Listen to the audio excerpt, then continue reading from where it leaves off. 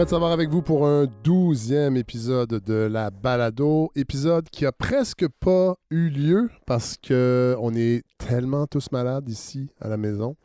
Et je pense que c'est un peu la même chose. Je me fie à ce que les gens autour de moi me disent.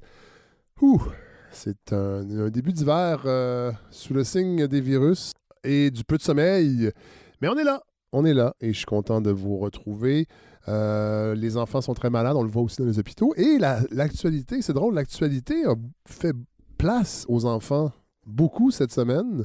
Premièrement, cette loi, ce projet de loi du gouvernement Legault de Jean Boulet sur le travail des enfants. On le sait, oui, il y a une pénurie de main-d'œuvre, mais le travail des enfants est de plus en plus utilisé, ça a été documenté. Et dans un souci de préserver l'intégrité physique, mentale, là c'est dit comme ça, là, intégrité physique et psychique des enfants, assurer leur persévérance scolaire et leur santé, le gouvernement a décidé d'aller de l'avant avec un projet de loi pour encadrer le travail des enfants. C'est fou. Juste penser qu'on doit faire ça en 2022, c'est quand même capoté.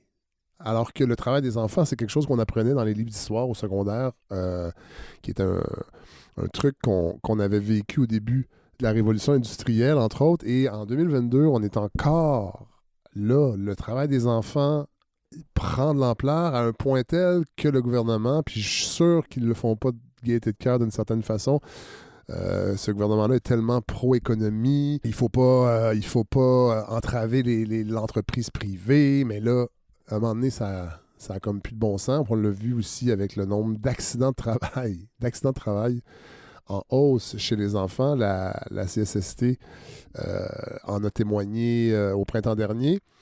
Et là, ce projet de loi-là découle d'un rapport déposé par le Comité consultatif du travail et de la main-d'œuvre qui regroupe syndicats et patronats et ils se sont entendus pour proposer d'établir à 14 ans l'âge minimal pour occuper un emploi. C'est drôle, je pensais que ça existait déjà, mais non, il n'y avait pas d'âge minimal pour occuper un emploi. On pouvait travailler à 10 ans, 11 ans, 10 ans, 9 ans. J'étais sûr que c'était 14 ans, mais ce n'est pas le cas. Donc, ça va prendre, en bas de 14 ans, une autorisation écrite des parents. Est-ce qu'on surveille ça? Est-ce qu'il y a des inspecteurs de la CSST? Là, je sais ça a changé d'appellation, la CSST, là, mais je m'en rappelle plus, puis je suis fatigué, fait que voilà, CSST. Bon, c'est ça. Oui, je veux bien une loi, mais est-ce qu'on pourra l'appliquer? Donc, quand même, soyons beaux joueurs. Donc, proposer à 14 ans l'âge minimal, limité à 17 heures la semaine de travail pour les jeunes âgés de 14 à 16 ans pendant l'année scolaire. Ça, c'est les deux grandes idées derrière ce projet de loi-là. Évidemment, il y aura des consultations et ça n'a pas été long que tout ce que le Québec compte d'industrie du cheap labor a réagi, évidemment. Et la presse s'est empressée de leur donner le crachoir. On pense entre autres à l'Association Restauration Québec, qui, elle, est très, très, très inquiète d'un projet de loi pour légiférer sur le travail des enfants, pour encadrer le travail des enfants, parce que selon elle, d'éventuelles restrictions pourraient nuire à la pérennité, même à la survie de plusieurs restaurants. Et d'ailleurs, l'Association Restauration Québec propose plutôt un maximum de 12 heures par semaine pour le travail des enfants âgés de moins de 14 ans. C'est capoté quand même que des organisations patronales, ou en tout cas entrepreneuriales, quémandent des assouplissements à la loi pour permettre à des enfants de moins de 14 ans de travailler. Et d'ailleurs, la présidente des Pizzerias Salvatore nous a offert une belle pépite dans cet article-là de la presse. Qu'un jeune de 13... Je vais l'imiter. Je ne vais pas la nommer, là. On s'entend, les Pizzerias Salvatore, c'est pas de la grande gastronomie. Qu'un jeune de 13 ans fasse 20 heures de jeux vidéo dans sa semaine ou qu'il fasse 20 heures de travail, je pense que la deuxième option est plus bénéfique pour son développement. Et évidemment, surtout bénéfique pour le développement des Pizzerias Salvatore. D'ailleurs, elle avouait que sa chaîne de pizzeria bas de gamme, qui compte 64 restaurants, emploie 65% de ses employés sont âgés, en fait, de 14 à 18 ans et plusieurs ont 12 à 13 ans. Elle doit compter sur des enfants de 12-13 ans pour faire rouler son entreprise. Et là, est-ce qu'on peut collectivement se demander si une entreprise, si son modèle d'affaires, c'est de faire travailler du monde en bas de 14 ans, parce qu'évidemment, j'imagine qu'ils ne sont pas capables de payer des adultes à un tarif équitable, mais peut-être que ton modèle d'affaires, c'est de la merde. On va se le dire comme ça, là. Tu sais, quand t'es pas capable de bien... C'est Yannick Marcil, l'économiste de gauche, qui disait ça cette semaine dans un long post sur Facebook, qui dit qu'il fait de la consultation auprès des entreprises, et c'est la question qu'il pose, toujours la question qu'il pose aux entreprises pour laquelle il fait de la consultation, c'est que si ton modèle d'affaires implique de maltraiter tes employés puis de maltraiter tes fournisseurs, c'est-à-dire mal les payer, ben peut-être que ton modèle d'affaires, il fonctionne pas. Alors, on doit se poser la question, puis je pense pas que collectivement, là, on est obligé de maintenir ouverts tous les restaurants qui existent au Québec. J'ai rien contre les restaurants, là, mais je trouve que des fois, leur discours de « je suis plus capable d'arriver, j'ai pas le choix de mal payer mon monde parce que les gens veulent pas payer cher pour de la... » Ben, tu sais, garde, ferme. Je pense pas qu'on est obligé de maintenir tous ces restaurants-là ouverts si on est obligé de faire travailler des jeunes. Puis évidemment, ces gens-là vont toujours dire ben, c'est pas, on les force pas, c'est eux qui viennent appliquer. Mais la job d'un enfant, c'est d'aller à l'école, pas de travailler. À 12 ans, là, je m'excuse, là, puis le jeu, c'est important. Les enfants qui marchent ou qui vont en vélo à l'école, ils soient en sécurité ou se sentent en sécurité? Écoutez, là, il y a des règles dans les zones scolaires, là, puis là, je peux juste faire un appel à tous les citoyens québécois, s'il vous plaît, dans les zones scolaires, soyez prudents. C'est tellement triste ce qui est arrivé. On a quelqu'un qui part d'une zone de guerre, qui s'en vient ici, se faire frapper. C'est tellement triste, mais soyons prudents dans les zones scolaires. Bon, là, on n'a pas entendu tout l'extrait. Il n'était pas disponible, en fait, l'autre partie, mais évidemment, François Legault fait référence à cette horrible histoire de cette fillette de 7 ans qui a été tuée par un conducteur autour de son école dans le quartier Ville-Marie, et il a répété une fausse vérité que tous les Québécois, en fait, la majorité des Québécois respectent les limites de vitesse, puis que finalement, il n'y a pas grand-chose à faire parce que la majorité des Québécois respectent les limites de vitesse. Évidemment, c'est faux. D'ailleurs, ça a été prouvé. Il y a différentes études qui l'ont démontré. Et il y a même la Fondation CA Québec qui rappelait que sur la rue Christophe-Colomb, où il y a 3 écoles entre les rues, je crois, Rosemont et Villeray-ou-Jarry, ils ont fait une observation un matin du mois d'octobre. Bon, vous allez me dire, l'échantillon est peut-être pas grand. Un matin seulement.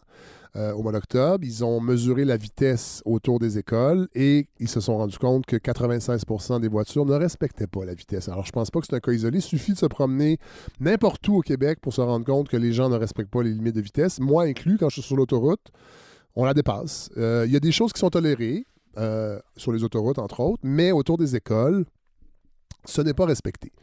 Et arriva ce qui arriva cette semaine. C'est pas la première fois, évidemment. D'ailleurs, les morts de piétons, j'ai appris ça cette semaine, les morts de piétons sont en hausse à Montréal depuis 2021. Il y a eu une petite baisse en 2016 et 2021, mais là, il y a une hausse depuis 2021 de 14,7 %.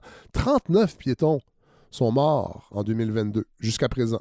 Et là, il reste 2 semaines avant le temps des fêtes.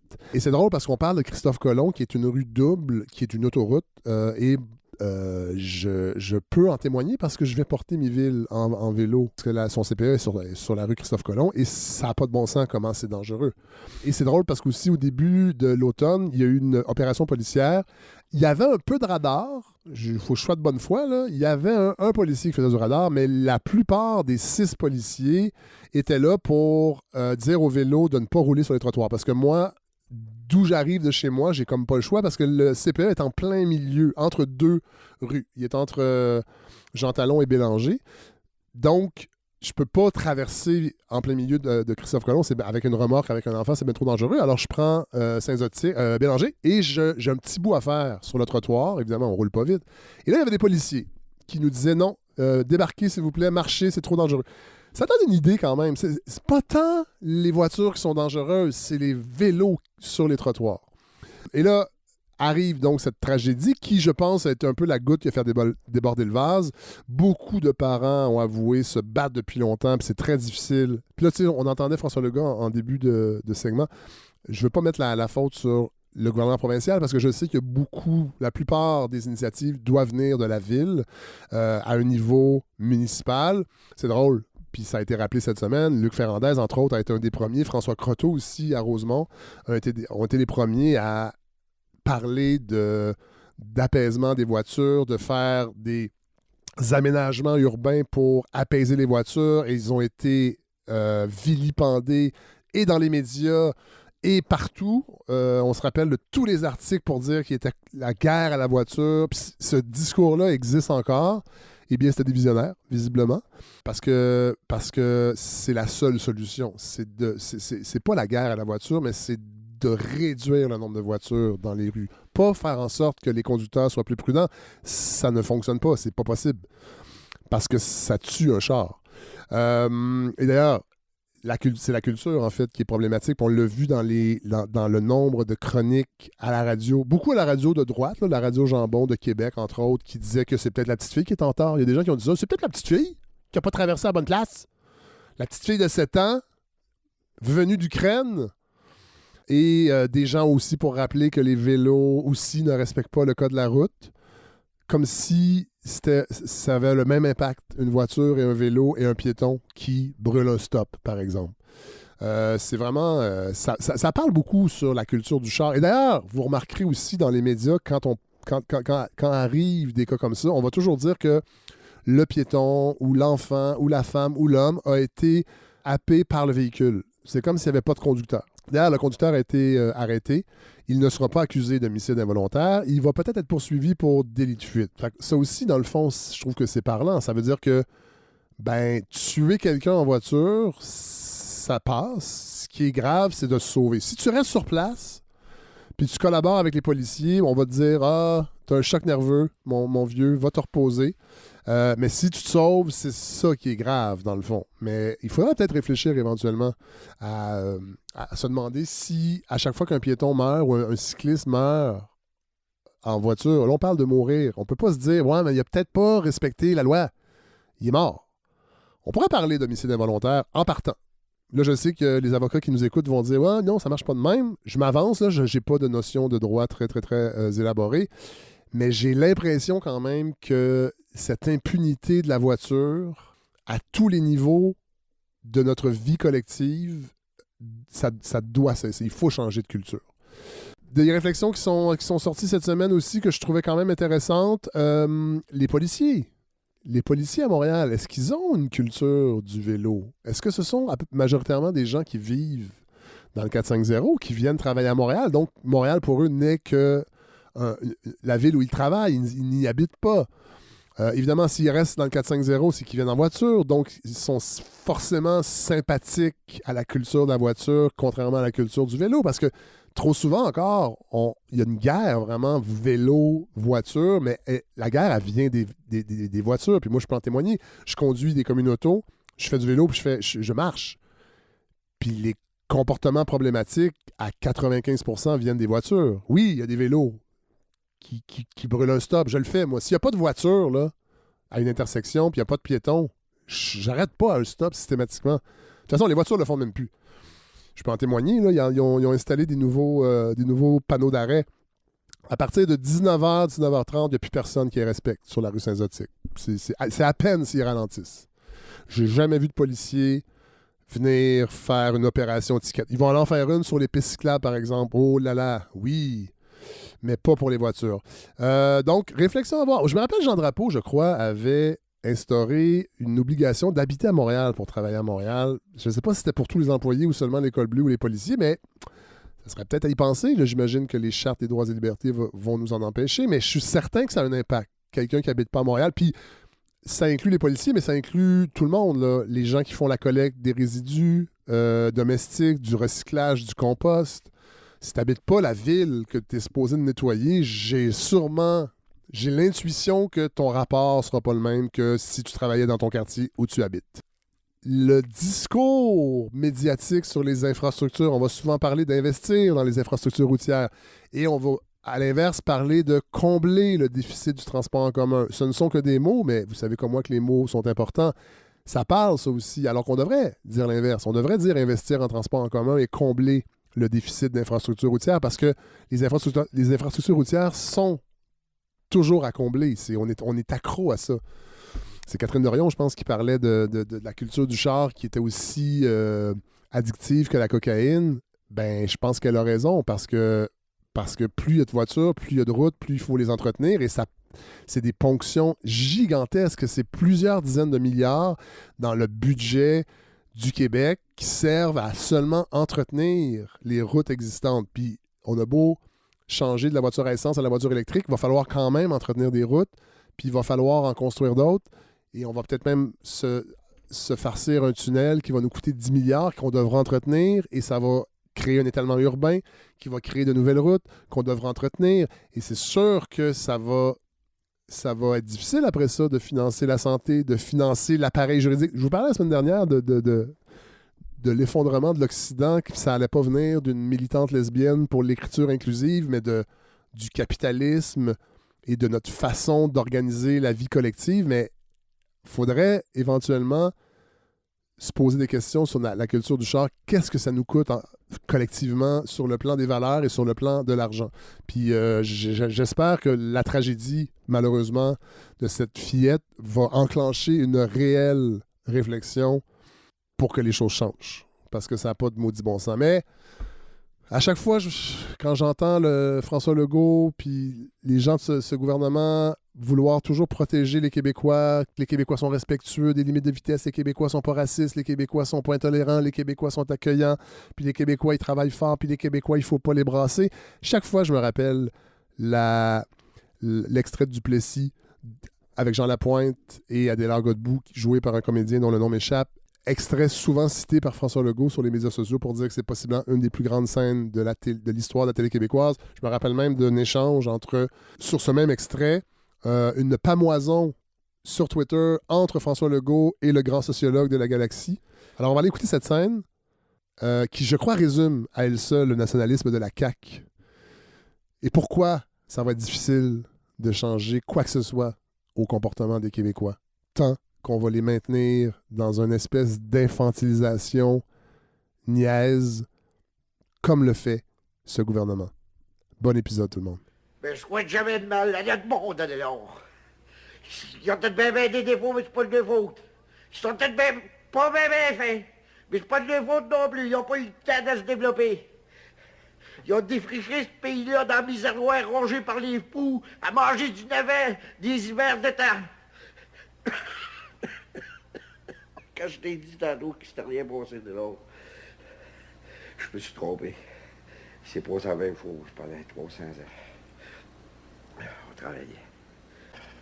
On travaillait comme des bœufs à défricher ce pays-là, à dépierrer la Beauce, à travailler à Gatineau, à essoucher au clair de lune pour gagner du temps sur l'été. T'as raison, alors. On n'avait pas le temps de lire Karl Marx. On travaillait. Quand tu comptes ce que ça a pris d'ouvrage à nos mères, pour élever des 14 enfants, pour tisser des Catalognes, pour tricoter nos trucs, ce que ça a pris de courage à nos pères, et pour trapper les chasseurs, pour les capots, tout ça, il y a rien. Pas qu'on meurt de fret. On a tout le temps pas réussi grand-chose. Mais rien que ça, c'est assez près de faire de nous autres. Puis je veux plus jamais entendre rien contre nous autres, tu compris? Jamais, pas un mot. Garde! Garde!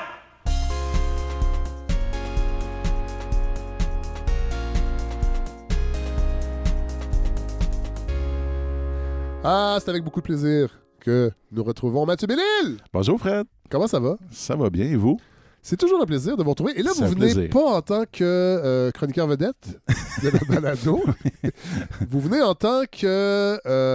c'est quoi votre poste déjà à l'Inconfidentiel? C'est un peu flou. En fait, c'est un peu l'homme à tout faire de la Pas revue. secrétaire de la rédaction? Ouais, c'est ça. C'est Bon. c'est le titre officiel, mais tu sais, je suis pas mal dans... J'ai ma main un peu partout. Ouais. Là. Donc, nouveau numéro de l'Inconvénient. Oui. Le numéro 91. Oui, quand même. L'âge des identités. Là, je l'ai reçu à votre arrivée. je J'ai viens même de pas eu le vous temps de donner. lire. Ben non, puis la J'aime poste... pas, j'aime pas tellement naviguer à l'aveugle. Ouais, non, je sais, vous êtes un homme qui aimait prévoir et Un peu. contrôler les choses. Non, pas et- contrôler, mais je veux savoir de quoi je parle. Mais là, Ben, je vais vous ouais. laisser parler, en fait. L'âge des identités, ça nous est venu parce que, évidemment, vous connaissez ce fameux adjectif qui est aussi un nom commun, l'identitaire, hein, Oui. les identitaires. Évidemment, les identitaires, je dirais par réflexe, et aussi un peu avec raison, on identifie ça généralement aux mouvances plus nationalistes ou plus conservatrices. Oui. Mais ce qu'on a constaté, puis c'est un peu C'est des le deux point bords. de départ, c'est ça, c'est qu'en fait, il y aurait une droite identitaire qu'on a, je pense, qui est assez bien documentée et tout ça, on la connaît, mais il y aura aussi une gauche identitaire. C'est-à-dire que ces enjeux-là seraient, les préoccupations seraient, au fond, évidemment différentes. Les identités mobilisées seraient différentes, mais elles seraient présentes, je dirais, à la grandeur du spectre politique, autant à gauche qu'à droite. Moi, c'est drôle, en premier, c'est la gauche identitaire que j'ai découverte Ouais. il y a quelques années. Est-ce que c'est la gauche woke, ça? Oui, je pense qu'on peut dire ce mot-là, on ne sait plus trop quoi faire avec mais ça. moi, je suis hein. rendu woke, alors il faut que je fasse attention. Là. Ouais, mais c'est parce qu'à partir... Moi, j'ai arrêté de Je suis l'utiliser. pas sûr que je suis si woke que ça, mais selon les gens qui me détestent sur les médias sociaux, c'est ça. je suis un sale woke. Mais ça, moi, voyez-vous, c'est-à-dire que le piège de ce mot-là, hein, on fait une petite parenthèse, Oui. c'est que au début, là, quand il est apparu, Oui. on a tous senti que ça désignait quelque chose qu'on essayait de comprendre ou de saisir. Oui. Mais très rapidement, ça a été récupéré Ah oui. de Ça a été manière... galvaudé. En fait. Voilà, et récupéré comme une sorte de fourre-tout Oui. pour une étiquette maintenant qu'on assigne à n'importe qui. Qui est péjorative, toujours. Oui, puis qui en gros devient un peu signe de paresse intellectuelle. Tout à fait. Dans le sens que c'est quoi que vous aimez pas? Tu sais, quand vous dites que quelqu'un est woke, là, parce qu'en général, c'est devenu péjoratif. Oui, là, oui, c'est ça. qu'est-ce que vous aimez pas? Est-ce que c'est parce qu'il est militant? Oui. Est-ce que c'est parce qu'il milite? Parce qu'il est progressiste. C'est ça? Ou est-ce qu'il parce qu'il est jeune? Oui. C'est-à-dire qu'à un moment donné, il faut faire l'effort d'aller au-delà de ce mot-là Tout à fait. pour dire à quoi on s'adresse. Tout à Bon, fait. alors je referme la parenthèse, Oui. mais quand vous dites que vous avez découvert la gauche identitaire, vous, c'était quoi? C'était universitaire? Oui, les gens qui militaient pour la reconnaissance des droits des queers, des Oui, trans. OK, c'est ça. Oui, c'est ça. Alors, cette question-là... J'ai lu Mark Lilla aussi à l'époque. OK, que j'ai pas lu. Oui, qui est intéressant. Ouais. Qui est un prof à Columbia. Oui. De gauche. Un gars qui se dit de gauche, mais d'une gauche qui ne se reconnaît plus. Disons la Ça m'est gauche déjà arrivé, oui, marxiste. J'étais là-dedans. Ouais. Je dirais pas marxiste, mais un peu plus matérialiste. les libéraux américains. Oui, OK, je comprends. Cette gauche-là. Oui. Mais Bon. non, mais c'est-à-dire que la gauche est déchirée présentement tout à fait. entre ceux qui sont plutôt du côté des identités, Oui. de la reconnaissance des identités, Oui. et ceux qui continuent de penser qu'il y a des rapports de classe Oui. et qu'il y a des rapports économiques et que les rapports économiques informent le reste. Tout à fait. Puis ça, c'est un vrai débat. Là. Oui, Puis voilà. la vieille gauche, la nouvelle gauche. Voilà. Alors- Mais là, après ça, j'ai découvert la droite identitaire. Oui, Et j'ai essayé de la combattre. Ouais, c'est Et ça. je le fais toujours. Mais alors, c'est intéressant parce que, dans le fond, dans le numéro L'âge des identités, on réfléchit à ce concept-là, qui est un concept, en fait, extrêmement délicat et extrêmement, lui aussi, galvaudé. Et il faut jamais oublier une chose, c'est que aussi on a une conception contemporaine de l'identité qui n'est pas tout à fait fidèle à ce que c'est en vérité. L'identité, là, on a développé une idée, vous avez connu ça comme moi, on a grandi dans les années 80-90 où il fallait tous trouver notre voie, nous définir nous-mêmes, se poursuivre nos rêves, s'émanciper, hein, c'était les mots qui étaient un peu dans la psychopop et qui ont été récupérés par le marketing. Donc, l'identité, c'était en fait, quand on disait trouve ton identité, ça voulait dire trouve ton originalité. Trouve la singularité. Alors qu'en fait, la notion même d'identité renvoie à ce qui est identique à quelque chose. Quand on dit l'identité, ça suppose l'idée identique à quoi?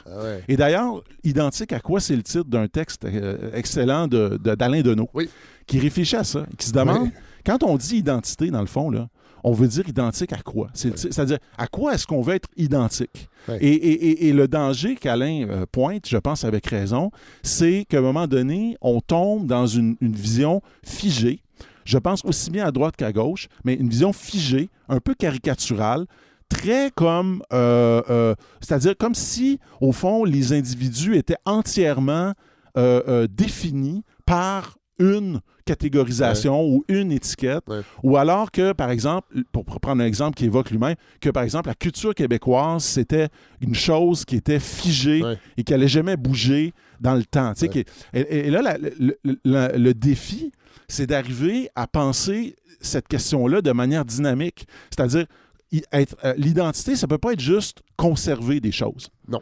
Tu sais, ça peut pas être juste préserver presque dans une logique muséale. Là. Oui, tout à fait. Tu sais, c'est préservons dans le formol ou préservons dans des espaces safe ou peu importe, on s'en fout. Oui. Mais préservons des choses et surtout faisons en sorte que jamais elles ne soient atteintes par rien. Et cette logique-là, en passant, même dans la question de l'appropriation culturelle, à gauche, elle joue aussi. C'est-à-dire, il ne faut pas que cette identité-là soit reprise, réinterprétée par qui que ce soit. Il faut qu'elle soit, en quelque sorte, qu'elle demeure la propriété d'un groupe ou d'une... Bon, alors, Alain dit, si on veut penser cette question-là, il faut être capable de la penser dans une logique dynamique et dans une logique qui est qu'est-ce qu'on fait maintenant? C'est-à-dire, comment on fait pour vivre ensemble? Comment on fait? Quel compromis il faut qu'on fasse ensemble pour arriver à construire un monde, une société? Donc, à partir du moment où on est dans une logique identitaire, à gauche comme à droite, on n'est plus dans une logique où on essaie de bâtir une société, bâtir des ponts. On est dans une logique, en fait, où on coupe les ponts, on brûle les ponts. On brûle les ponts, même. Et les gens qui sont dessus. Et ouais, c'est ça. Puis malheureusement, l'origine même de la polarisation vient de là. Alors, on a dans ce numéro-là, j'ai parlé d'Alain Deneau longuement, mais on a des textes de Mauricio Segura, absolument remarquables, qui nous fait on l'a déjà reçu ici. Pour son roman viral. Ben oui, très bon roman. Qui est un auditeur aussi, je crois. Oui, absolument. Qui parle neuf comme... On salue? Oui, on salue. Excusez-moi, Fred, j'étais parti. Vous êtes tout fébrile. Ah ouais, je suis tout fébrile. Je pense que, ça fait 2 semaines que j'enseigne plus. Là j'ai comme un surplus de paroles. J'oserais pas dire logorie. Mais à la fin, on va d'ailleurs en parler parce que ça va nous servir, vos temps libres. Oui, tout à fait. On a un texte d'Arnaud Bernadet aussi qui réfléchit, un texte qui s'appelle « Le vagabond des deux justices » et qui se demande s'il n'y a pas sur le plan, le piège des nouvelles identités politiques ou de l'identity politics, là, il revient à cette notion américaine, fait pas qu'il y a des misères qui sont plus nobles que d'autres. C'est-à-dire... Puis même, il y a une hiérarchie des misères. Oui, c'est-à-dire que Mauricio revient là-dessus, puis il le fait avec beaucoup de doigté en se disant... Est-ce que ça se peut qu'il y a un danger aussi à ces catégorisations-là? Tu sais, il dit, par exemple, dans le régime actuel où les identités deviennent des moteurs de revendication, est-ce qu'il n'y a pas des types d'identités qui en sont moins? Tu sais, il donne l'exemple, il dit la femme monoparentale, mère de famille, qui, elle ne rentre pas dans aucune des catégories qu'on a assignées. Là. Elle n'est pas d'une minorité culturelle. Mais elle est femme, quand même. Mais elle est femme, mais est-ce que c'est encore assez? Autrement dit, est-ce que c'est assez? Écrivez-nous! Hey boy, je suis en train de mettre le... Vous voyez comment c'est délicat? Un beau texte de Martine Bélan sur la grammaire identitaire, où elle réfléchit presque d'une logique, comment on construit une identité. Un texte assez époustouflant de Laurence Perron. Le titre, à lui seul, vaut le détour. De quoi mes boules sont-elles le nom? Alors, et là, attention, là, je sens qu'il y a des esprits un peu pervers et malicieux. Alors, mes boules, elle fait référence aux fameuses boules roses. Vous vous rappelez des boules roses dans le village gay? Et elle dit des choses assez remarquables là-dessus. Parce que vous savez que récemment, on avait voulu rebaptiser le village gay l'espace communautaire inclusif, ou un truc du genre. Là. Des jardins. Ouais, genre. Ben, non, mais d'ailleurs, c'est ce qu'elle dit, c'est qu'elle dit, elle est très troublée par le fait que on est rendu dans un cadre où très rapidement, ces questions-là, par exemple, équité, diversité, inclusion, ont été récupérées par le marketing et ont été récupérées par la gestion. Et puis, elle a cette phrase à un moment donné où elle dit non, la liberté n'est pas encore une marque de yogourt. Alors, oui, c'est ça. Si la liberté n'est pas une marque de yogourt, l'inclusion et la diversité sont assurément prêtes à rejoindre Danone et Activia sur les tablettes de nos épiceries. Elles sont les nouveaux mots d'ordre qu'a adopté la loi du marché pour tirer profit de la force économique qu'incarne désormais une certaine partie de la communauté gay, dit entre guillemets. Et puis, tu sais, elle dit quand par exemple, elle dit, je me promène dans le village, là, puis elle dit, je vois, tu sais, sur la porte de la Banque nationale, puis Desjardins, vous l'avez nommé, les belles banderoles arc-en-ciel, puis à côté, assis par terre sur la grande baie vitrée, des sans-abri avinés qui sont dans la misère et qu'on essaie de chasser. Puis elle se dit, qu'est-ce que ça veut dire, là, rendu là? Est-ce que Est-ce qu'en fait, il n'y a pas aussi dans cette philosophie-là une manière de s'acheter une bonne conscience en se rendant aveugle à d'autres enjeux? Ouais. Bon, il y a Patrice Lessard, prof de littérature et grand romancier. Oui. En passant, si vous n'avez pas lu Excellence Poulet, vous devez lire ça, Fred. Excellence Poulet. Je le recommande à tous les auditeurs. Non, c'est écœurant. D'ailleurs, ça se passe coin Saint-Zotique, Papineau. Ben voyons! Puis c'est comme l'histoire d'un... Je pourrais l'inviter. C'est comme un... Oui, il faut. J'aimerais ça même en parler avec vous puis lui, parce il fait un polar. Il a fait des polars. Ouais. C'est un polar, j'en ai jamais vu comme ça. Il raconte... c'est une langue, c'est un humour... C'est une intelligence. En tout cas, pour moi, Patrice Lessard, là, qui a fait... D'ailleurs, il a fait des livres aussi sur pseudonyme où il s'appelle Sébastien Chevalier. Ah! Vous aimeriez ça, Ça doit vous plaire, ça, les pseudonymes? Oui, j'aime beaucoup ça, oui. Mais il a fait des livres comme à propos du joug, qui est c'est l'histoire d'un nationaliste, un écrivain nationaliste qui rêve de devenir le grand écrivain québécois et qui, en fait, veut écrire un roman qui s'appelle Le Joug, qui, en fait, est un roman d'émancipation nationale. Et évidemment, il se suicide parce qu'il n'est pas capable de le faire. Puis c'est comme toute une réflexion brillante. Son nom, j'ai vu son nom passer, évidemment. Non, pour moi, là, Patrice Lessard, c'est l'héritier d'Hubert Aquin. Ah! Bon. C'est carrément ça. Je veux dire, j'espère que ça ne finira pas de la même façon. Ben non, je pense que justement, le pseudonyme sert à ça. C'est les pulsions noires, on les met là. Bon. En tout cas... Là, je vois un texte ici, L'ère du ressentiment. Ben oui, de Fred. Ben oui. Honnêtement, Fred, ça me fait penser à quelqu'un. J'ai écrit là. Oui, c'est un pseudonyme de quelqu'un qui coïncide avec son propre nom. Le ressentiment. Le ressentiment, oui, OK. Qui est la fin. Oui. Qui est l'épilogue du livre L'âge de la colère. Oui. Si vous voulez découvrir un auteur, et on va en reparler. On va en parler, Fred. Oui. Le Pankaj Mishra. Oui. Et il termine, parce que lui il explique un peu l'état actuel du monde, avec un grand M, par le concept de ressentiment. C'est ça. En fait, il parle de colère et de ressentiment, qui sont deux choses différentes. Oui, tout à fait. Mais vous avez raison, et ça m'a, je dois vous le dire, ça m'a inspiré aussi. J'en ai même fait... Oui, le livre. Ben oui, puis j'ai même fait je vous ai fait un petit clin d'œil. Mais on va en reparler dans un épisode subséquent. Alors, de l'ère du ressentiment, je vais être franc avec vous, c'est un des textes, je pense que c'est un texte important que j'ai écrit. En tout cas, pour moi, il est important. Je vais laisser aux gens le soin de juger s'il vaut la peine, mais c'est-à-dire que j'ai l'impression qu'on est dans une époque qui est marquée par ça. Puis c'est quoi le ressentiment? Je faisais la nuance avec la colère. La colère, en général, c'est quand vous sentez une colère, la première réaction que vous avez, en général, c'est vous voulez agir. Oui. Tu sais, quand il y a une colère... Péter des gueules. C'est ça. Ou militer, ou aller manifester, ou aller faire une vigie parce qu'il y a une pauvre petite fille qui s'est fait écraser. Je veux dire, la colère est un moteur politique important et c'est un moteur légitime dans la démocratie. Oui. C'est comme ça qu'on change les choses. Puis ça, je pense que c'est important de le souligner. Le ressentiment, c'est quoi? C'est une colère rentrée et ruminée. Ressentiment, c'est un sentiment Alors, ramener. Et au fond, le ressentiment, c'est quoi? C'est quand la colère n'arrive pas à accoucher d'une action. Et là, qu'est-ce qui se passe avec l'individu? L'individu devient amer. Il commence à nourrir des sentiments négatifs, de jalousie, de colère, pas de colère, de haine, il se compare. Hein, et en fait, l'hypothèse que j'essaie de développer, c'est que le monde dans lequel on est, puis la démocratie libérale, est un terreau fertile pour ça, parce que c'est une société qui vous promet beaucoup, qui vous annonce énormément, et qui ne peut pas vous donner ce qu'elle vous promet. Parce que la démocratie, ça veut dire liberté, égalité, fraternité. La liberté, on peut bien dire qu'elle existe, mais est-ce que vous sentez-vous libre? Est-ce qu'on vous promet l'égalité? Vous sentez-vous égaux? On vous promet la fraternité? Sentez-vous que vous vivez dans une société fraternelle? On vous dit, sur le plan du capitalisme, par exemple, vous êtes dans un monde, vous pouvez vous enrichir. Tout est possible. Vous pouvez vous accomplir. Tout est possible, mais en vérité, les places au sommet sont aussi limitées qu'avant. Tout à fait. Voyez? Et donc, le Pankaj Mishra, c'est ce qui est incroyable dans son livre, c'est que lui, il tente d'expliquer, entre autres, des phénomènes comme Daesh. Puis lui, il nous demande, ça, c'est brillant. Mettez de côté l'islam.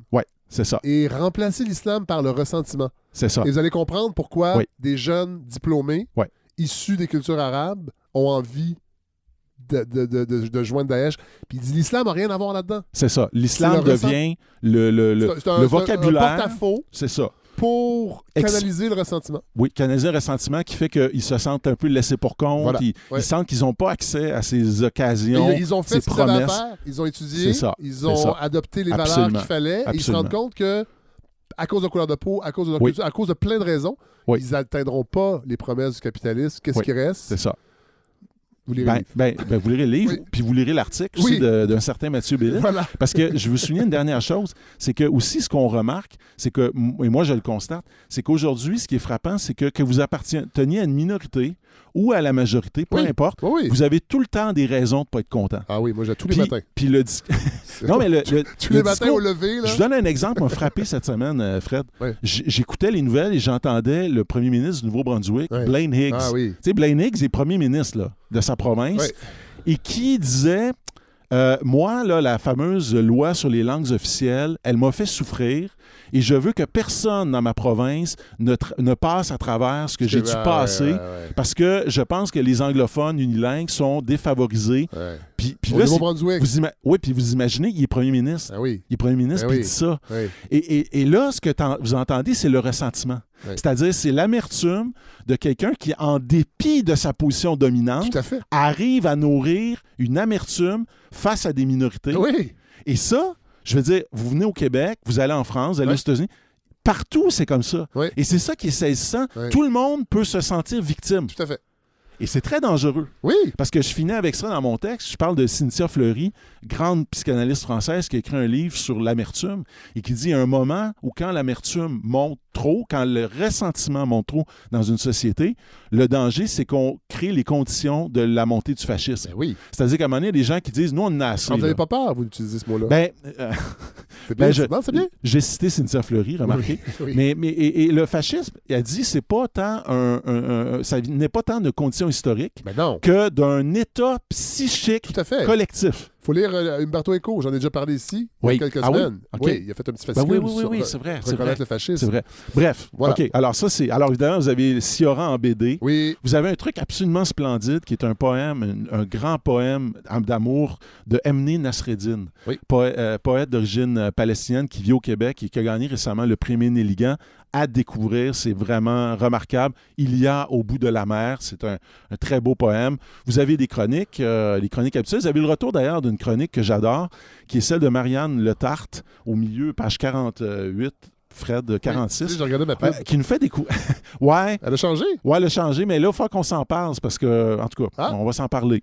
Vous Il y a trouvez eu- que vous avez pas un bon retour sur Non, l'investissement? pas du tout. Non, au contraire. C'est la gestion interne. OK. Euh, Est-ce qu'il y a des têtes qui vont tomber? bien sûr.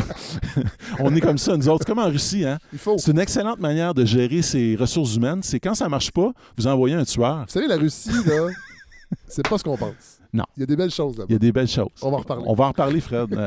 Mais Marianne Letarte fait découvrir une artiste peintre, Marie-Claude Laure, qui a fait des choses magnifiques, habiter le paysage. Ça, j'adore ça, avec des reproductions grand format de ses œuvres. Robert Lévesque qui parle d'Annie Ernaux, la oui. récente récipiendaire Ben du On prix oublie Nobel. que Robert Lévesque écrit dans l'Inconvénient. Écrit dans l'inconvénient. Bon. Puis vous avez toutes sortes de choses. En passant, vous avez aussi compte-rendu du dernier essai de Pierre Neveu. Ah oui! Très beau compte-rendu. Et aussi d'Anarchet. Oui, vous avez oui. entendu parler de ça, Ben oui. le vide mode d'emploi? Je l'ai il est sur ma table de chevet. C'est vraiment intéressant, mais en même temps, le cynisme là, Ouais, atteint ses limites. ouais, Puis je trouve qu'avec Anarchet, ses aphorismes, ouais. c'est toujours bien tourné, Ouais. mais à un moment donné, on sent que le ressentiment est pas loin, c'est drôle. Oui, On oui, entend. oui. Vous avez peut-être raison. En tout parce respect que, pour son œuvre. mais c'est vrai que c'est un peu peut-être comme... moi, je compare ça à Sioran. Là, je ne dis pas qu'Anarchet égale Sioran, Non. mais je dis souvent ça à mes étudiants quand je leur faisais lire du La Rochefoucauld. Oui. Je leur disais ça, c'est comme un alcool fort. Évidemment, ils ne savaient pas de quoi je parlais là, parce que mes étudiants ne boivent pas. Non. Hein, c'est des êtres de pur esprit Ouais. et de lumière. Mais je leur dis, c'est comme un alcool fort, c'est quelque chose qu'il faut déguster lentement, Oui, voilà. par petite dose. Voilà. Parce que sinon, vous ouvrez les veines là, à la fin. Je veux Oui. dire, Oui, oui. Sioran, c'est ça. Là, Oui. c'est qu'à un moment donné, Puis Anarchet, c'est un peu ça. Oui. Il y a un petit côté comme ça. Mais elle a quand même beaucoup d'humour. Elle a beaucoup d'humour. Oui. Puis, Ce qui elle sauve fait- la mise. Oui, c'est ça. Elle fait des choses. Alors, Ouais, c'est un beau numéro. merci, Fred. Et j'ai l'impression que c'est un numéro du temps des fêtes. Qu'on lit Oui, avec nos grosses pantoufles. Oui. En forme de ballon de football. oui. Au coin du Oui. feu. Oui. Pour ceux qui ont accès à un feu. Oui. Sinon, il y a des Puis, applications. et je pense que c'est un numéro aussi qui veut peut-être nous inviter à sortir un petit peu de cette Ouais. logique-là identitaire. Pas qu'elle n'est pas importante, mais à un moment donné, il y a elle est des peut-être, limites elle est... surinvesties. Oui. Puis Alain Roy, dans son éditorial, parle de la surpolitisation de l'existence, en disant, à un moment donné, il y a des limites à tout ramener à des questions d'identité et de politique. Tu sais, on est des individus complexes, puis on est très contradictoires. Oui. Puis on peut avoir à la fois des passions qui nous amènent dans un sens puis dans un autre, puis c'est correct comme ça. Il n'y a personne qui pense et qui vit de manière idéologique. Mathieu, merci. Je Ben, vous garde plaisir. parce que Ouais. c'est que vous nous préparez pour 2023 Oui, un épisode oui. sur la Russie. Sur la Russie. Quelle belle idée. Ben, écoutez, moi, je dois vous dire, Fred, je fais cette confidence. Je me suis rendu compte dans les dernières années, et surtout avec la guerre, je pense, on dit que ça a révélé ça en Ouais. moi. Mon rapport extrêmement complexe à la Russie. Je suis à la fois fasciné par la Russie et la plupart des grandes œuvres que j'ai aimées dans ma vie, Ouais. les œuvres qui m'ont le plus ému et Ou ébranlé, transporter, ouais. c'est littéraire, Moi aussi, cinématographique, ça, on en parlait musical. tantôt, ouais. C'est des œuvres russes. Dostoïevski, Tolstoï, le film Andrei Roublev. Nikita Mikhalkov, pour Ouais. moi, c'est quelque chose Ouais. c'est un sommet. Ouais. Rachmaninov. L'histoire de la Russie. russe. Et puis Qui est moi, complètement fascinante. j'enseigne la littérature russe depuis longtemps à Brébeuf. Et j'ai même fait des cours de culture et Parlez-vous. civilisation Et là, vous russe. apprenez la langue russe. Gavariu Paruski, Fred. Et Je là, parle un peu le russe. Alors, j'en ai pas tant que ça. Là. Menia Zavut Mathieu. Je m'appelle Mathieu. Ah, Alors, le mot le plus dur à dire en russe, là, c'est bonjour. Ah c'est oui. Strasdouitie. Zdouitie. Il y a comme... Strasdouitie. Ouais, Strasdouitie. Moi, je connais juste Jarovia, Oui. grâce à Lancer Compte. Oui, c'est ça. Ça voulait dire quoi déjà? Santé. OK, je pensais que c'était « et le but ». Non, OK. c'est santé. Quand tu prenais de la vodka, Ouais, évidemment, ouais, parce que ouais. Marussia, Ouais, ouais, jouée ouais. par Ouais. Macha Merrill, qui était une Française, Oui. était russe. C'était C'est ça. la mère de OK. Pierre Lambert. OK. C'est pour ça qu'il était si bon au hockey. Moi, j'ai manqué ça à cette époque-là parce qu'il n'y avait pas de Son télé père, chez nous. c'était Guy, qui est un joueur Ouais. de hockey canadien, mixé avec une mère russe, ça ne pouvait faire qu'un grand joueur. Ça, C'est bien Région sûr, Tremblay. bien sûr. C'est les années Le 80. sang-froid de la Sibérie Et Région mêlé à la Tremblay. passion Oui. latine du Québec. Oui, on est tellement latin. Laurentien, oui, oui. OK, ben c'est ça. Fait qu'on va préparer quelque chose. Notre fameuse latinité normande. Oui, bien sûr. Mais ça, déjà, en soi, c'est un bel oxymore parce que les Normands sont pas très latins. Hein. Maintenant, il faudrait en reparler Ça- de ça. ça- Ce tu sais, mythe de notre latinité. là. C'est ça. On est très canadien, déjà, en partant. Oui. Beaucoup plus qu'on le pense. Et très... Britannique aussi? Oui, très britannique. Ouais. Oui. Ben moi, ça m'a frappé, ça, mais là, on Oui, s'éloigne. on diverge. Mais aller à Londres, là, ben oui. tu reconnais tout de suite Dans le les, même les voyage, codes moi j'ai fait Paris et architecturaux. Londres. Ouais. Puis, Ouais. puis Londres, c'est un gigantesque Montréal. Exactement. Alors que Ah, Paris, c'est une ouais. ville étrangère. Exactement. Oui. Une ville-musée, d'ailleurs, Oui, oui. aussi. Est beaucoup plus uniforme Oui. et maîtrisée. Mais je me sentais chez moi à Londres. Oui, c'est vrai. Moi Ouais. aussi. Bon, on Mais, parlait et de la d'ailleurs, Russie. j'aimais pas ça. J'avais envie de dépaysement. Ah puis ouais? J'étais comme, ouais. Puis, tu sais, à Londres, moi, j'y suis allé dans les début des années 2000, puis c'était plein de trous encore. Ah tu sais. ouais, non, moi, C'est une ville bombardée. Hein, j'étais allé, c'est- oui, j'étais ça allé en paraît encore. 2017. OK. C'était bien. Ça commençait... Pour un tripeux de musique comme moi, là, Ah non, mais là, ça, c'est... on oui. peut avoir Ben bien oui. du plaisir à Londres. Êtes-vous allé au Globe Theatre, Non. la reconstitution du théâtre de Shakespeare? Non, moi, je suis allé à la Roundhouse voir OK, Godspeed You, Black Emperor. Ah, wow, Je suis OK. allé voir une exposition sur le groupe de Jam. Oui, Je suis allé Le Tate? au British Museum, entre autres. oui. Qui, bon, évidemment, on se sent malaise pour tous ces artefacts volés. Oui, bien sûr. Mais quand même, Oui, c'est ça. c'est gratuit. Mais Le c'est métro- facile, le on a métro juste est à dire, nous extraordinaire. reconnaissons Oui, c'est ça. que On tout est en cela est territoire- non cédé, On est en territoire mais volé. nous le conserverons néanmoins. Ouais, c'est ça. Bonne visite. C'est ça. Ben alors, Fred, ça sera avec Oui, plaisir. on parle. Donc, ce ne sera pas un épisode sur Londres. Non, ça sera non. un épisode Oui, sur c'est la ça, Russie. c'est ça. Quelque part en janvier. C'est ça. On Ouais. va préparer ça tranquillement, là, en sirotant un grog Oui, au coin du feu. avec nos grosses pantoufles en forme de ballon de football. Mathieu Bellil, merci. Merci. infiniment. Toujours un plaisir. Merci à vous, On toujours. va sûrement se faire un souper dans le temps des fêtes J'espère. qui ne sera pas enregistré. Ben oui. Bye. Salut.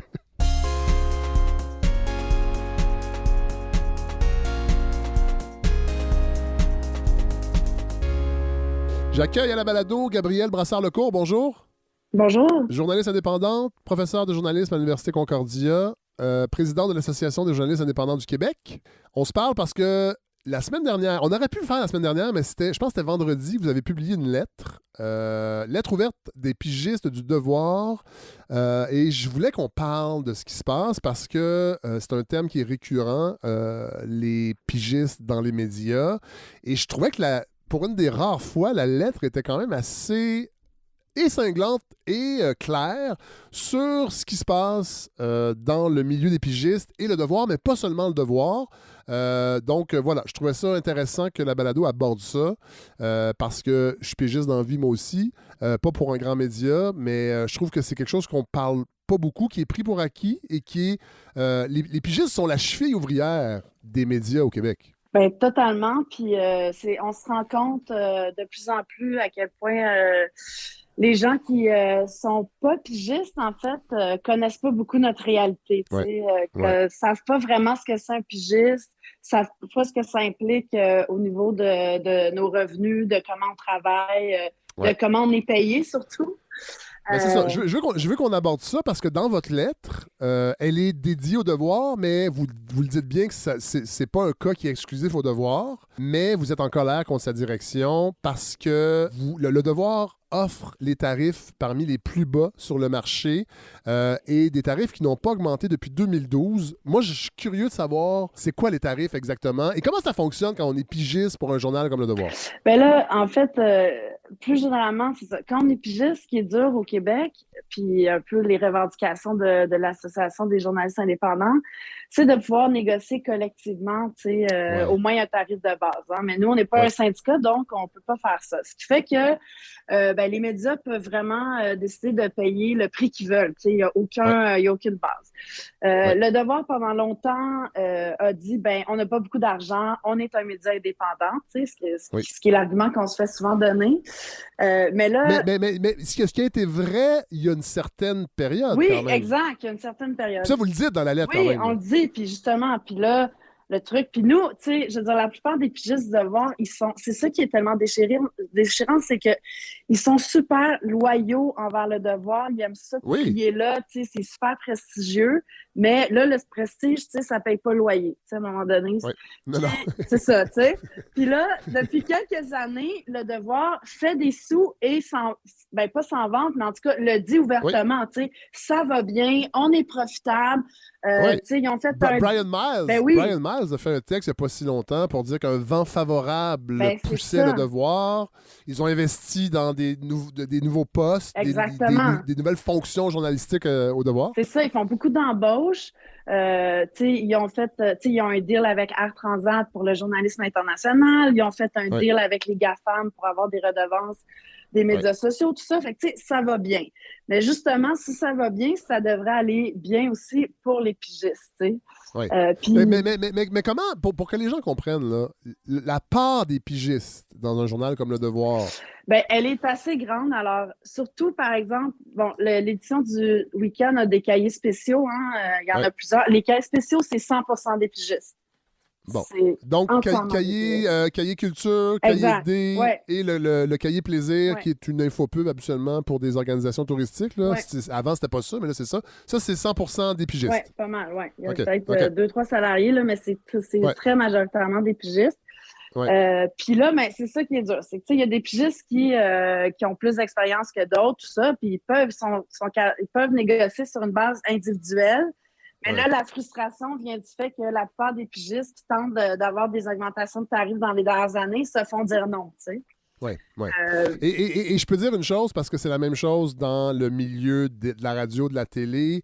Les producteurs détestent quand les employés ou les contractuels se parlent. Exact. C'est avantageux pour eux qu'on se parle pas. Tout à fait. C'est pour ça que je trouvais que votre lettre est intéressante, parce que là, on essaie de casser un peu cette culture-là de on y va au cas par cas, puis totalement. Les négociations sont secrètes. En fait, le groupe des pigistes, là, ils ont signé une trentaine, mais ils sont plus que ça, là. Ils sont peut-être une quarantaine. Puis, ils sont venus nous voir il y a presque un an, à la GIC et à la FNC pour dire on aimerait que vous nous représentiez pour négocier de façon collective, Puis nous, avant qu'on sorte publiquement, on a fait une approche à l'interne, là, on voulait pas... Oui, c'est ça. Et vous le dites dans votre lettre, c'est parce que... oui, vous avez... La direction a été arrogante, on peut-tu dire ça? En tout cas, on a eu une fin de non-recevoir assez claire qui disait on va s'arranger à l'interne, puis s'il y a des pigistes qui sont pas contents, ils peuvent venir nous voir, Mais là, nous, on a répondu, s'ils viennent nous voir, nous, c'est parce qu'à l'interne, ça n'a pas fonctionné, Là, les tarifs exactement, pour que les gens se mettent en tête, les montants, là, comment on pourrait le démontrer pour que les gens se fassent une tête? Ben, en fait, il y a plusieurs façons. Ben, les deux façons principales, normalement, c'est qu'on est payé au feuillet. Un feuillet, c'est un petit peu moins qu'une page. C'est 250 mots. Donc, souvent, c'est ça. Hein, on est payé au feuillet. Ou sinon, il y a aussi, le Devoir fait ça beaucoup, ont des forfaits. Donc, eux, c'est à peu près 150 $, peu importe un peu la longueur de l'article. Donc, puis souvent, c'est entre 3 et 4 feuillets. Ce qui revient à peu près à 50 $ le feuillet. Je veux juste rappeler qu'ici, à la balado, les chroniqueurs et chroniqueuses, c'est ce que j'offre. 150 $ la chronique. Et je suis un petit projet indépendant avec pas de pub et aucune aide. Non, mais tu sais, moi, je gère un média qui a 1 an et demi d'existence qui s'appelle Pivot, puis on paye mieux nos articles journalistiques. T'sais. Si nous, on est capable, le Devoir est capable. T'sais. Mais rendu là, c'est un choix éditorial presque. Là, Tout à fait. Et Gabriel Brassard-Lecourt, vous le dites, le Devoir, on s'en sert comme exemple parce que vous êtes en égo présentement, mais c'est pas le seul. C'est quelque chose qui est quand même relativement répandu, parce que je comprends, dans le milieu. Tout à fait. Puis, tu sais, comment ça se fait que les piges journalistiques, tu sais, suivent pas, genre, l'inflation de la vie, là, tu sais, c'est quand même incroyable, tu sais, puis il y a du monde, des vieux pigistes qui nous disent, ah, ben moi, il y a 25 ans, c'était les mêmes tarifs, tu sais, quelque chose qui fonctionne pas, tu sais. Mais non.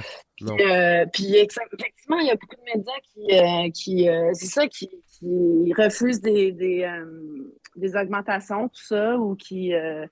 c'est ça, et là, dans le fond, ce que vous demandez, c'est d'avoir un levier de négociation pour tout le monde, pour, entre autres, hausser substantiellement les tarifs? C'est ça, exactement. Puis là, le truc qu'il faut bien comprendre, c'est que ça ne va pas se faire à titre individuel. Nous, ce qu'on demande, c'est de s'asseoir avec le Devoir pour représenter les pigistes. Puis on attend une réponse. Oui. Donc, hausse substantielle des tarifs et adoption d'un mécanisme d'indexation pour pas que ces négos-là reprennent dans 5 ans. Exactement. Puis on ne parle pas d'une augmentation de 5 $. Là, on parle de comme quelque chose de substantiel, puis effectivement qui va suivre le coût de la vie. Là, puis, il y a des pigistes là-dedans, là, il y en a qui sont basés à l'international, qui risquent leur vie, qui voyagent partout. Puis, c'est ça aussi qu'il faut comprendre du travail de la pige, c'est que nous, on est toujours payés au produit fini. Donc, l'article écrit qu'on remet. Mais on n'est pas payé pour le déplacement qu'on fait, les heures d'entrevue qu'on fait, la rédaction, la recherche. On n'est pas payé là, pour toutes ces heures-là, nous, tu sais. Bon, là, je vais vous garrocher une question. Vous ne l'aimerez peut-être pas, là, mais les médias sont très critiqués depuis quelques années, entre autres pendant la pandémie. Qu'est-ce que vous dites aux gens qui vous disent, regarde, personne ne t'oblige à voyager pour vendre tes articles dans les médias, fais d'autres choses. Non, mais avez-vous l'impression que les gens sont derrière vous ou bof? Parce que quand même, c'est grâce aux pigistes si tout ça, cette infrastructure existe. Parce que sinon, enlever les pigistes, il ne resterait pas grand-chose. Totalement. Puis... en fait, c'est un peu ça l'idée du départ de cette lettre-là qui vient aussi avec un communiqué là, qu'on a fait paraître avec la FNC sur les conditions plus globales des pigistes. On vient de faire un sondage sur nos conditions. Puis, tu sais, il n'y a pas beaucoup de pigistes qui sont satisfaits, mettons, des tarifs qu'ils ont, mais malgré tout, tu sais, mettons, nous, il y a 138 pigistes qui ont répondu au sondage. Là-dedans, il y en a quand même, tu sais, genre 75 % qui choisissent quand même d'être pigistes. Fait que c'est ça qui est déchirant, c'est que, tu sais, on n'a pas les conditions salariales, mettons, acceptables, mais il y a d'autres choses qui font que les gens choisissent d'être pigistes pour toutes sortes de raisons, tu sais, justement, collaborer avec plusieurs médias, choisir un peu les angles de leurs histoires, avoir, gérer son horaire. Oui, c'est ça, une certaine flexibilité, parce que c'est pas tout le monde qui aspire à devenir permanent. Non, c'est ça. Et à faire du 9 à 5. Puis à travailler pour la même entreprise aussi, tu sais, il y en a qui aiment ça, avoir la possibilité de collaborer avec plusieurs médias, tu sais, tout ça. Tout à fait. Mais après ça, oui, c'est ça qu'on peut... Puis, mais en fait, l'idée aussi du début de cette lettre-là, puis de la campagne plus globale, c'est de faire connaître un peu notre réalité au grand public pour qu'il soit un peu derrière nous si on arrive à négocier collectivement nos conditions aussi. Mais est-ce qu'on peut faire tirer un portrait sociologique de qui Oui, sont les tout à pigistes? fait. Est-ce que c'est en majorité des femmes, des Tout à hommes? Est-ce que fait. c'est bien réparti? On Bon. a vraiment des chiffres super intéressants là, qu'on a eu très, très récemment. Là, mais tu sais, entre autres, il y a 58% des pigistes qui ont entre 30 et 49 ans. Oui. La plupart, 63% proviennent de la région de Montréal. C'est à peu près 50-50 hommes-femmes. OK. Tu vois, il y en a beaucoup aussi qui disent exercer d'autres activités professionnelles. Puis ça, c'est un autre truc. Ouais. Hein. Moi, ça fait, Oui. tu sais, ça fait un bout de temps que j'ai décidé de faire juste de la pige, mais jusqu'à longtemps dans ma vie, tu sais, je travaillais dans un bar d'un théâtre, tu sais, pour Ouais. arrondir mes fins de mois. Puis, tu sais, il y en a Ouais, beaucoup qui font aussi d'autres genres de, tu sais, qui font de la rédaction, mettons, pas signée, tu sais. Non, Mais juste parce que c'est plus payant, tu sais. Ouais. Et puis en fait... 70%, là, je l'ai devant moi, 70% des pigistes connaissent des retards de Exact. paiement Ouais. de la part des clients, Ouais. quand même. Non seulement C'est- sont mal payés, mais il faut courir après son puis argent. ça, c'est tellement... Des fois, là, tu sais, on parle de 200$, là, tu sais, puis ça prend 6 mois à payer. Fait que, tu sais, Ouais. si tout un média, tu dis que tu payes bien, mais ça prend 6 mois à payer, ça annule un peu, tu sais, le fait que tu dises tout à que fait. tu payes bien, tu sais. C'est un peu ça, là. La réponse médiatique à votre sortie jusqu'à présent? Ben, c'est c'est quand même particulier. Moi, sincèrement, j'espérais que ça résonne un peu. En même temps, je pense, je suis pas si surprise que ça parce que on aime ça parler, les médias aiment ça parler des médias, mais quand ça va bien, tu sais, quand il y a des conflits, c'est comme un peu un omerta, là, tu sais. Ils aiment ça parler d'eux pour dire qu'ils sont importants dans la société, que c'est le 4e pouvoir, puis que c'est un rouage important de la démocratie. Mais quand on parle des rouages des médias, puis des choses qui couaquent un peu, salutations aux gens qui travaillaient au couac à l'époque, ça, il y a moins ça. Oui, c'est ça. Puis moi, mon autre hypothèse, puis là, c'est totalement mon analyse, totalement personnelle, mais je pense que peut-être aussi qu'il y a des médias qui se sentent un peu concernés, tu sais. Oui. Donc, ils veulent pas en parler, tu sais. Pour pas ouvrir la marmite. Exactement, tu sais. Mais moi, ça me dit aussi qu'on a ouvert quelque chose, tu sais. Puis que là, on va essayer de faire du millage là-dessus quand même de toutes les façons qu'on peut. Tu sais, on a une campagne, c'est ça, plus globale qui s'en vient avec des genres de visuels, justement, sur les médias sociaux. Par exemple, une page de journal, tu sais, avec des blancs, tu sais, qui sont laissés par les contenus que remplissent les pigistes. Puis c'est assez parlant, là, tu sais. Oui. Non, mais j'avoue. Ben, c'est pour ça que je voulais qu'on en parle ici, Gabriel Brassard-Lecourt, parce qu'on a le temps à la balado. Puis moi, je suis un peu en retrait de tout ce milieu-là. Fait que j'ai pas grand-chose à perdre d'entendre un discours comme le vôtre, parce que je suis solidaire aussi, évidemment. Voilà. Alors, merci. On va se reparler. On va suivre la campagne. Et j'espère que le fait d'en parler ici, ça va nourrir ce dialogue important. J'espère aussi, parce qu'honnêtement, c'est tous des gens qui tiennent aux médias auxquels ils collaborent. C'est juste qu'ils veulent être payés décemment. Puis, c'est quand même un peu la base, là. C'est très, très, très la base. Hey, merci. Merci vraiment, Gabriel. Bon temps des fêtes, malgré tout. Merci à toi aussi. Puis on se reparle en 2023. Ça marche, bye.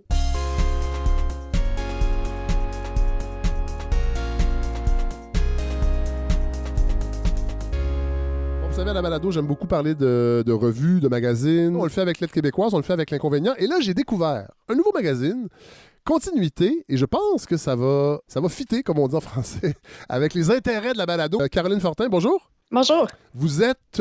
directrice générale et rédactrice en chef. Et c'est une auditrice qui m'a orienté vers votre magazine que je ne connaissais pas. Ça fait 40 ans que le magazine existe. Oui, exactement. Donc, avec le numéro 175 qu'on vient de publier, en fait, aujourd'hui, c'est son grand lancement. C'est un numéro spécial pour souligner nos 40 ans. Oui. Puis, notre mission, c'est la mise en valeur du patrimoine québécois sous toutes ses formes. Ah, bon, ça, c'est intéressant, parce que moi, je suis un fan de trad en musique, puis je pense que c'est là que c'est venu me chercher. On n'en parle pas vraiment dans ce numéro-là, mais ça fait partie du patrimoine qu'on dit vivant. Vous êtes peut-être plus, j'ai l'impression, entre autres, dans le patrimoine bâti? Oui, ben en fait, le patrimoine bâti fait partie du patrimoine, mais on y va sous toutes ses formes, là. Par exemple, cet été, on a publié patrimoine et vin, patrimoine scolaire à l'automne, donc ça vise assez large. Oui, bon. Qu'est-ce qu'on trouve? Peut-être un historique, donc ça fait 40 ans que le magazine a été créé. Il a été créé au début des années 80. Quel était le contexte? Pourquoi, en fait, on a senti le besoin de mettre de l'avant un magazine comme ça? En fait, c'est le Conseil des monuments et des sites du Québec qui est devenu aujourd'hui Action Patrimoine, qui a fondé le magazine. Puis ensuite, le magazine est devenu un organisme à part entière qui s'appelle les Éditions Continuité, qui publie le magazine Continuité. L'idée avec ça, c'était de créer un magazine qui vulgarise au grand public. Donc, ça s'adresse à monsieur, madame, tout le monde. C'est quoi le patrimoine? C'est quoi qui est le fun avec le patrimoine? Puis l'idée, c'est de faire sa mise en valeur, puis de promouvoir la sauvegarde, la conservation de notre patrimoine culturel. Qu'est-ce qu'on y trouve dans ce numéro, ce 175e numéro? Oui, en fait, c'est que ce numéro-là, sa prémisse, c'est qu'on a fait un appel à tous dans nos réseaux sociaux. Puis on a demandé quelles sont, selon vous, les 7 merveilles en patrimoine bâti au Québec. Puis là, il y a des communautés qui se sont mobilisées. Par exemple, les gens de Passepébiac en Gaspésie se sont mobilisés en fou pour nominer le site historique national de Passepébiac. On a vu ça avec plein d'autres monuments, là. Par exemple, il y a Arvida, il y a la Grande Ferme, la Maison de la Plume. Mais attendez, allez pas trop vite. Oui. Non, mais Arvida, c'est fascinant parce que j'en avais vaguement entendu parler. Et on y décrit dans Continuité la naissance. Et c'est fou, là. C'était un projet visionnaire à l'époque. Ah oui, définitivement. Oui, voilà. Et là, on découvre aussi des lieux que je ne connaissais pas. La Maison de la Prune à Saint-André-de-Kamouraska, la Grande Ferme. C'est fou comment on n'a pas un contact si grand avec notre patrimoine bâti, je trouve, culturellement, collectivement au Québec. Je ne sais pas si vous êtes en mesure de le dire aussi, puisque vous avez les deux mains dedans. C'est pour ça que la mise en valeur, elle est importante, parce qu'il faut le découvrir... notre patrimoine, puis qu'il soit sous toutes ses formes. Mais là, principalement, le patrimoine bâti, il y a plein de lieux qu'on ne connaît pas. Puis c'est surtout des gens, pour le projet des 7 merveilles, qui sont de la région puis qui disent « Hey, moi, je veux mettre de l'avant le bâtiment, un bâtiment de cœur qui est sur mon territoire. Je veux que les gens se rendent compte qu'il existe puis qu'ils aillent le visiter, qu'ils en prennent connaissance. » Donc, c'est un peu ça le projet. Et sinon, qu'est-ce qu'on y trouve dans ce numéro? Oui, donc de ce projet-là, les 7 merveilles en patrimoine bâti au Québec, une fois que tous les gens ils ont voté pour leurs 7 lieux coup de cœur, on a mandaté à des artistes professionnels qui ont créé une interprétation pour chacun des lieux. Donc, on a ces œuvres d'art-là dans le magazine. Il y a un texte sur l'archéologie, entre autres, le parcours de médaille. On a retrouvé une médaille commémorative des fêtes de la Saint-Jean-Baptiste de la fin du 19e siècle. Oui, absolument. Donc, ça, c'est un partenariat qu'on a avec la société... en fait, c'est Archéo-Québec, pardon. Puis là, c'est une médaille qui a été retrouvée dans une fosse d'aisance. Donc, comment elle a été récupérée, puis comment on l'interprète aujourd'hui, comment on la remet dans son contexte historique. C'est très intéressant. Puis c'est une médaille là, pour les festivités de la fête nationale. Oui, exactement, à l'époque. Il y a un texte également sur la navigation sur le fleuve? Oui, ça, c'est un autre partenariat qu'on a. C'est la Société d'ethnologie du Québec qui ont fait quand même un grand travail là, pour rencontrer des pilotes du Saint-Laurent pour en fait faire leur histoire puis voir comment c'est aujourd'hui à être pilote du Saint-Laurent. Donc, un peu une comparaison entre avant et aujourd'hui. Oui, avant, les instruments de localisation, on y allait à vue et on le sait parce que ça a déjà été abordé dans des articles. Moi, je me rappelle en avoir lu, mais quand même, c'est toujours intéressant d'y revenir. Comment c'est difficile de naviguer encore aujourd'hui sur le fleuve Saint-Laurent, qui est un cours d'eau extrêmement périlleux quand on ne connaît pas ses écueils. Oui, définitivement, c'est un métier dangereux. Puis c'est un métier de mémoire également. Autre texte, un panorama sur 350 ans de sculpture. C'est niché, mais en même temps, c'est la beauté de ces magazines-là. C'est qu'on découvre des sujets qu'on n'aurait jamais découverts avant. Marie de l'Incarnation. Comment, depuis 350 ans, elle a inspiré les sculpteurs et entre autres la famille Bourgault, que je ne connaissais pas, qui est une célèbre famille de sculpteurs du Québec. En fait, ils sont assez célèbres là, pour tout ce qui est sculpture religieuse.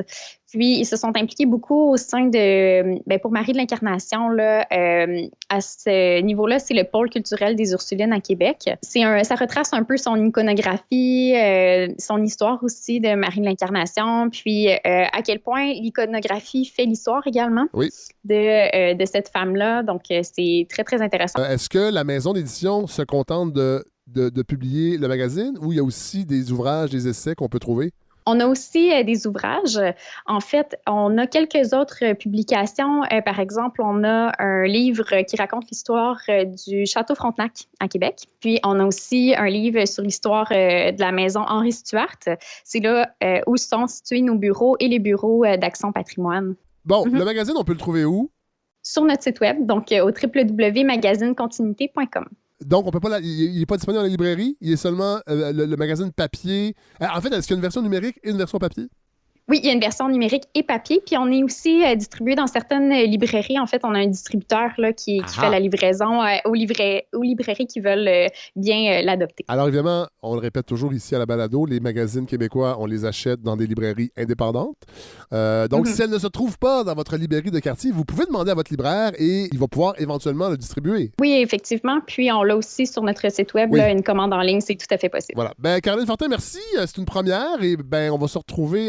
la fréquence de publication, c'est trimestriel? Oui, exactement. Bon, donc on se retrouve dans 3 mois. Moi, je suis content vraiment d'avoir découvert ce magazine-là. Merci infiniment.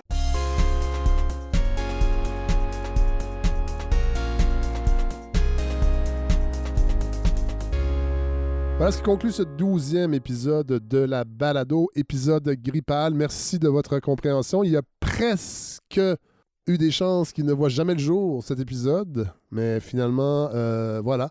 Merci à Mathieu Bellil. Toujours un grand plaisir de jaser avec lui. Évidemment, on va chercher le nouveau numéro de L'Inconvénient dans votre librairie indépendante la plus proche, via la pied, idéalement. Merci à Caroline Fortin du magazine Continuité, belle découverte. Et merci à Gabriel Brassard-Lecourt pour cette mise à jour de la situation des pigistes dans le monde médiatique, entre autres des journaux. Oui, Le Devoir, mais aussi d'autres journaux. Je pense que c'est important d'aborder ça, d'en parler un petit peu plus longuement qu'on pourrait le faire dans d'autres médias. Quand ils le font. Alors, on va suivre évidemment ce dossier-là. Je pense que c'est important. Si on accorde une importance aux journaux, aux médias, à la qualité de l'information, on n'a pas le choix de s'intéresser à la rémunération des gens qui sont derrière l'information et pas seulement les journalistes bien assis sur leur permanence. Alors, merci Gabriel Brassard-Lecourt. Merci à vous tous qui avez participé à la première étape de la grande consultation sur l'avenir de la balado. Je pense qu'on est à 240 personnes environ qui ont participé à la première étape qui est terminée. Et là, ces gens-là seront sollicités pour la deuxième étape. Il y a, je pense, quelque chose comme 800 idées qui ont été émises. Évidemment, je pense qu'il y a des idées qui se recoupent, mais j'ai très hâte de voir les résultats. Très excité. Alors voilà, la campagne va très bien. On approche les 80%. Merci de supporter le projet. C'est toujours le temps de le faire. Avant le temps des fêtes, faites-vous cadeau. Vous allez vous dire... En fait, vous faites le cadeau de savoir que la balado sera pérenne. Ça, c'est un beau cadeau. Puis pas besoin de papier d'emballage. Vous allez sur lefredsavard.com à l'onglet campagne. Vous allez avoir tous les détails. Les épisodes exclusifs aux donateurs donatrices de $60 s'en viennent. Aussitôt que je guéris des multiples virus qui s'alignent l'un après l'autre à la maison et que je retrouve un semblant de forme optimale, je vais m'y atteler pour vous offrir ça quelque part dans le temps des fêtes. Il y a des beaux épisodes qui s'en viennent. Entre autres, ça a popé cette semaine là, dans ma tête. Un épisode sur les vieux bye-bye avec Jonathan Livernois. On va enregistrer ça dans quelques jours, si tout va bien, pour célébrer le concept des bye-bye. Pas nécessairement les nouveaux bye-bye qui, moi, m'intéressent un peu moins. Ça fait plusieurs années, mais pour tout ce phénomène des bye-bye québécois et de retourner de plonger dans le passé avec l'historien Jonathan Livernois, qu'on a déjà entendu ici, entre autres sur le rapport à la littérature et à la politique dans le Québec du 18, 19 et 20e siècle. J'ai très, très hâte de vous présenter ça. Mathieu Bellil va revenir aussi en début d'année pour un épisode sur la Russie. Ça aussi, je pense que ça va être bien intéressant. Puis la semaine prochaine aussi, on retourne voyager en Côte-Nord, en Mingani, entre autres. Vous allez voir, c'est passionnant comme épisode. Il est déjà enregistré. Puis je pense que ça va vous donner le goût d'aller encore sur la Côte-Nord, parce qu'il faut aller sur la Côte-Nord. Voilà. Alors, on termine en chanson pour un peu un clin d'œil. Je ne suis pas sûr que c'est le bon terme, sur tout ce qui s'est passé autour de la culture du char, ce que je vous ai dit en début, avec mon groupe préféré, probablement, de tous les temps, Guided by Voices. Je vous en reparlerai de ce groupe-là, éventuellement. Je pense que ça sera un groupe à découvrir pour ceux qui sont curieux musicalement. Donc, un groupe de l'Ohio, qui est toujours actif et qui a commencé à la fin des années 80, qui a été très important pour la musique indépendante américaine, le rock indé des années 80, surtout 90-2000. Et c'est drôle parce que ça me faisait penser à chercher une musique, pas qui célèbre les chars, mais qui en parle. Et je me suis rappelé de cette excellente chanson de Guided by Voices sur l'album Propeller qui est sorti en 1992. La chanson Quality of Armor. Je vous offre ça. Bonne semaine tout le monde et j'ai très très hâte de vous retrouver la semaine prochaine.